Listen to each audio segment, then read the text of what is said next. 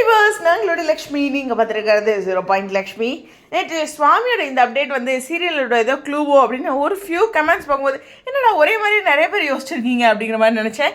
Anyways இது வந்து இந்த கரும்பெல்லாம் விவசாயம் பண்ணி முடித்தோடனே அதனோட தொகை அது மாதிரி சில விஷயங்கள்லாம் இருக்கும்ல கீழே இருக்கிறது அதுக்கெலாம் வந்து தீ வைப்பாங்க, அதாக தான் இருக்கும்னு நினைக்கிறேன். எனிவேஸ் அது மாதிரி விவசாயம் ரிலேட்டடானது இன்றைக்கான காட்சிகள் இன்னுமே ரொம்ப முக்கியமான விஷயம். எனக்கு கடைசி ஒரு 10 செகண்ட் முன்னாடி விஜய் பேசினது தான்.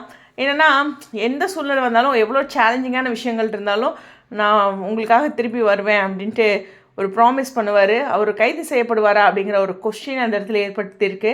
அது மட்டும் இல்லை, ஒரு மனுஷன் என்ன தான் நம்ம ஜாலியாக வெளியில் இருந்தாலும் அவரோட ஃபீலிங் அந்த இடத்துல ரொம்ப அழகாக காமிச்சிருந்தார்.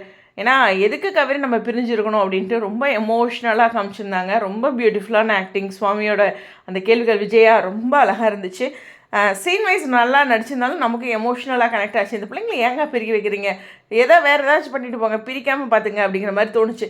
பட் எல்லாமே வாழ்க்கையில் ஃபேஸ் பண்ணி தானே ஆகணும். சதி திட்டம் ரொம்ப முக்கியமான விஷயம். இது திரும்ப அப்படின்னு நம்ம ஃபஸ்ட்டே சொல்லியிருந்தேன்.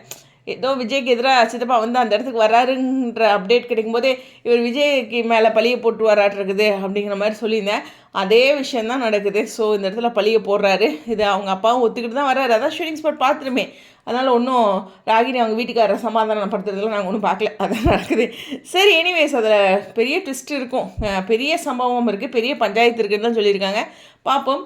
இருந்தாலும் இன்றைக்கி அந்த மாங்காய் ரசமும் பூண்டு தொகையிலும் நமக்கு ரொம்ப ஒரு சந்தோஷத்தை கொடுத்துருக்கு. அழகான அவங்களுடைய காட்சிகளவே கண்முனை நிறுத்தி கடைசியாக விஜய் பேசுனது கொஞ்சம் எமோஷ்னல். என்ன பண்ணுவாங்கன்னு தெரியல, ஏதோ ஒரு க்ளூ கொடுக்குறாங்கன்னு தெரியல. பார்ப்போம், வெயிட் பண்ணி.